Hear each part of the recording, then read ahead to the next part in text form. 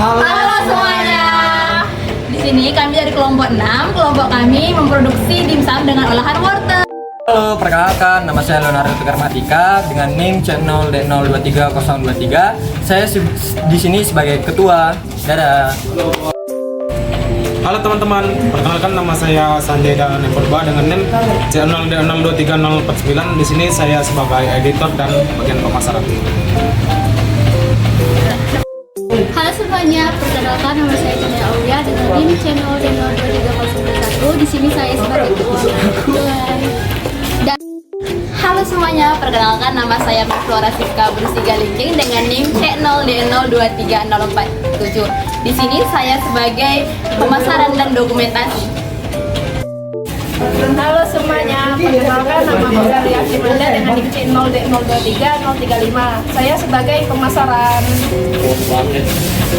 Halo, selamat nonton.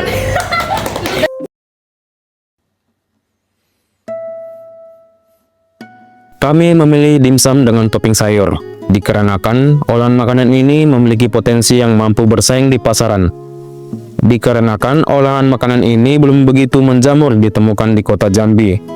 Memadukan olahan daging, tepung, dan sayur wortel, ini menjadikan makanan ini menjadi kaya akan protein.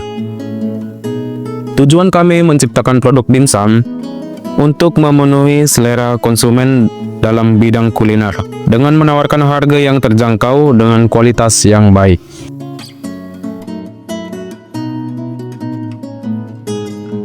Remaja sebagai segmen pelanggan dimsum merupakan konsumen yang penuh semangat dan rasa ingin tahu. Mereka tertarik pada variasi dan kreativitas dimsum yang memungkinkan eksplorasi cita rasa baru. Dimsum juga ideal untuk sosialisasi karena porsi kecilnya cocok dinikmati bersama teman-teman. Selain itu, perhatian mereka terhadap kesehatan mendorong minat pada dimsum yang menggunakan bahan-bahan segar. Daya tarik visual dimsum juga mendukung kebiasaan berbagi di media sosial, menjadikan pilihan menarik bagi remaja yang ingin memperluas pengalaman kuliner.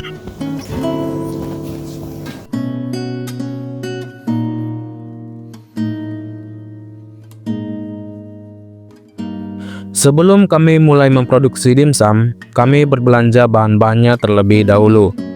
Dalam proses pembuatan dimsum yang lezat dan berkualitas, pemilihan bahan-bahan segar dan berkualitas tinggi menjadi prioritas utama. Berikut adalah daftar bahan-bahan yang diperlukan. Ayam, wortel, dan tepung menjadi bahan utama dalam pembuatan dimsum. Diikuti dengan bahan lainnya, kulit dimsum, kulit siap pakai yang tipis dan kenyal sebagai pembungkus sempurna untuk isian. Sauri tiram memberikan rasa gurih khas pada adonan dimsum. Ada minyak wijen sebagai penguat aroma.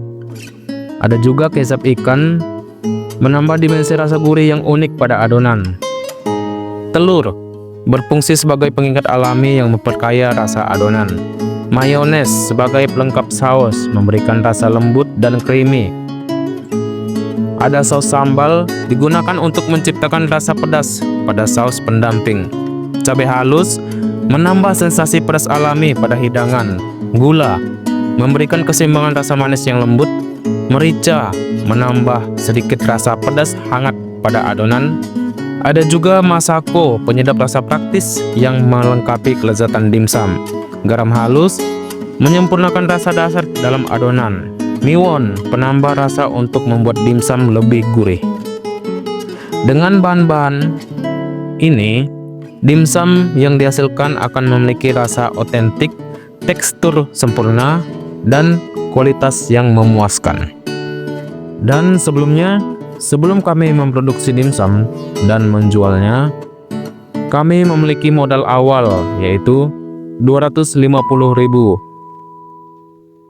Sebelum memasuki pembuatan adonan dimsum, di sini langkah pertama yaitu kita memfilet ayam. Di sini kami mengambil ayam di bagian paha. Karena paha dagingnya sangat juicy, cocok untuk digunakan dalam makanan dimsum. Setelah memfilet semua ayam, sebaiknya kita cuci ayam yang sudah difilet sampai bersih. Langkah selanjutnya dengan mengupas atau memparut wortel untuk dicampurkan ke dalam adonan dimsum nanti. Baik, di sini kami sudah menyiapkan semua bahan-bahan yang akan kami produksi. Dengan yang pertama, ayam yang sudah kami fillet tadi, kami masukkan bertahap-tahap ke dalam chopper untuk dihaluskan dengan tambahan campuran bumbu-bumbu seperti merica, masako, gula, garam, miwon, sauri saus tiram, kecap ikan, minyak wijen, telur, dan wortel. Setelah semua bahan sudah tercampur, barulah di sini kami chopper hingga halus dan akan dilakukan kembali secara bertahap. Setelah semua bahan dihaluskan, langkah selanjutnya kami akan mengadonkan bahan-bahan tersebut. Daging yang sudah dihaluskan akan kami beri tepung sagu dan tepung terigu sesuai takaran resep yang kami punya. Dan kami akan memasukkan sayuran wortel yang sudah kami parut tadi. Barulah kami mengaduk-aduk adonan tersebut hingga merata. Setelah semua adonan merata, di sini kami mulai membungkus dengan menggunakan kulit dimsum tersebut. Membungkus dengan takaran yang sesuai dan pas akan satu dan lainnya. Kami lakukan membungkus adonan dengan kulit dimsum dengan berbentuk bulat dan sempurna. Setelah itu, kami siapkan dimsum yang telah dibentuk dan kukusannya. Kami panaskan air hingga mendidih, kemudian susun dimsum di dalam kukusan dengan jarak yang cukup. Kukus selama 10 hingga 15 menit hingga matang, ditandai dengan kulit yang transparan dan isian yang kokoh. Setelah matang, angkat dengan hati-hati dan sajikan hangat bersama saus.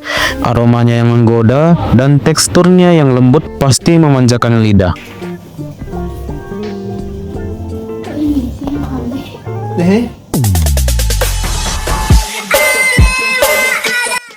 Pada penjualan pertama kami berjualan dimsum di pinggir jalan yang ramai dengan orang lalu lalang pada sore hari.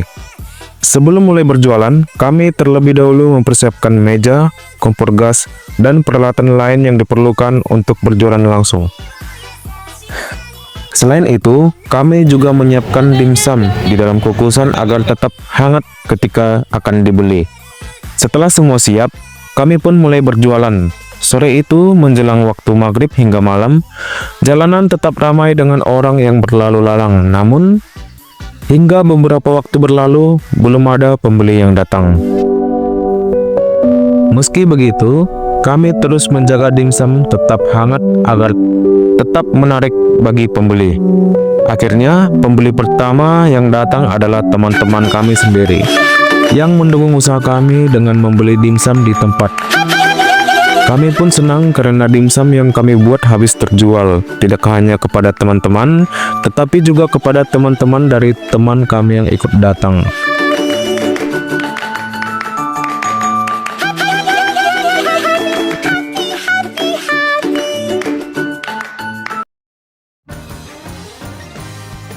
Setelah penjualan pertama, kami melanjutkan praktik kedua dengan kembali memproduksi dimsum. Dengan keuntungan dari penjualan pertama, kami dapat menutupi kebutuhan bahan tambahan untuk produksi kedua. Kami juga sepakat untuk melakukan penjualan secara pre-order. Dengan memanfaatkan platform seperti WhatsApp dan Instagram, strategi ini terbukti efektif karena banyak yang memesan produk kami. Setelah semua pesanan terkumpul, kami pun memproduksi dimsum sesuai jumlah pesanan yang diterima. Bahan-bahan sisa dari produksi pertama masih cukup untuk digunakan, sehingga kami hanya perlu membeli tambahan daging dan beberapa bahan lain yang diperlukan. Proses pembuatan dimsum kali ini tetap sama seperti sebelumnya. Kami membuatnya dengan menggiling daging, mengiris wortel, dan mencampurkan bahan-bahan tersebut dengan bumbu hingga merata. Setelah itu, kami membentuk dimsum dengan teknik yang sama dan mengukusnya hingga matang.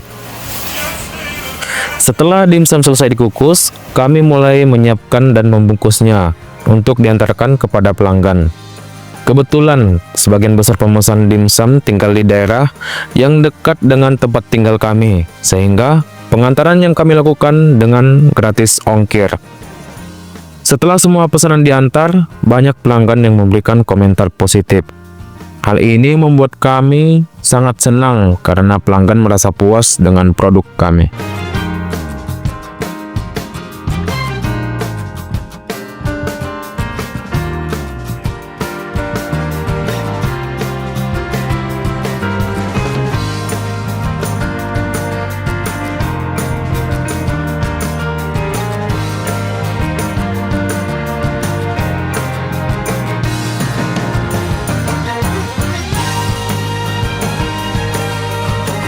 Pada praktek pertama, kami memulai dengan modal sebesar Rp250.000. Dari penjualan pertama, kami berhasil mendapatkan pendapatan sebesar Rp318.000 dengan sisa modal Rp2.000 dan bahan-bahan yang masih bisa digunakan untuk produksi berikutnya. Pada penjualan kedua, kami memutuskan untuk menjual secara pre-order dengan memanfaatkan platform seperti WhatsApp dan Instagram. Kami berhasil memperoleh pendapatan sebesar Rp470.000 dan memiliki sisa modal Rp69.000. Dengan demikian, total pendapatan akhir kami setelah kedua praktik tersebut adalah Rp539.600. Namun, kami juga menghadapi beberapa kendala selama proses penjualan. Salah satunya adalah adanya beberapa alat yang tidak berfungsi dengan baik, sehingga kami harus mengeluarkan biaya tambahan untuk menggantinya. Selain itu, pada praktik pertama kami mengalami kesulitan mencari tempat yang tepat untuk berdagang. Kami juga sering kehabisan kulit pangsit, terutama pada siang hari, yang memaksa kami untuk mencari solusi cepat agar produksi tidak terganggu. Meskipun ada beberapa tantangan, kami tetap berusaha untuk memperbaiki dan mengatasi masalah-masalah kecil ini demi kelancaran usaha kami. Feedback dari pelanggan. Setelah semua pesanan diantar, banyak pelanggan memberikan komentar positif mengenai rasa dan kualitas dimsum kami. Seperti berikut ini.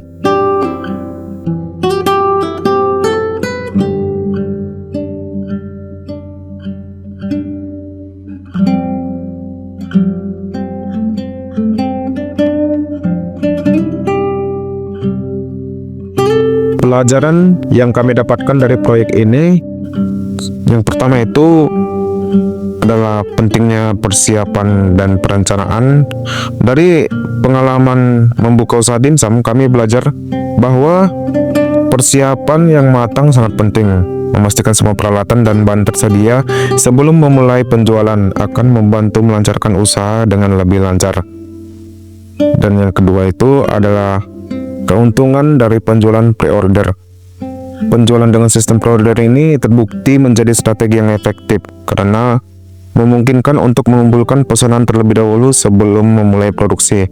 Dengan menggunakan platform seperti WhatsApp dan Instagram, usaha kecil bisa menjangkau lebih banyak pelanggan tanpa harus khawatir soal stok yang tidak terjual. Ini mengurangi risiko kerugian. Dan yang ketiga itu, menjaga kualitas produk. Memastikan kualitas produk tetap terjaga seperti menjaga dimsum agar tetap hangat dan enak untuk dikonsumsi. Dan yang keempat itu adalah mengelola keuangan dengan bijak. Dari kita dapat melihat bahwa pentingnya mengelola keuangan usaha dengan baik. Menghitung dengan teliti antara modal awal, biaya tambahan, dan pendapatan akan memberi gambaran yang jelas tentang profitabilitas usaha. Hal ini juga membantu dalam pengambilan keputusan untuk langkah selanjutnya. Dan yang kelima itu adalah menghadapi kendala dengan solusi cepat. Setiap usaha pasti menghadapi kendala, baik itu peralatan yang rusak, masalah stok bahan, atau lokasi yang tidak sesuai. Yang keenam itu adalah pentingnya kepuasan pelanggan. Kepuasan pelanggan itu adalah prioritas utama. Setelah melakukan pengantaran produk dengan baik dan menerima komentar positif, ini menjadi bukti bahwa perhatian terhadap kebutuhan pelanggan sangat berpengaruh terhadap keberlangsungan usaha. Pelanggan yang puas akan kembali membeli dan bahkan merekomendasikan produk ke orang lain. Kami dari kelompok 6 mengucapkan terima kasih yang telah berkontribusi pada kegiatan kami. Terima kasih.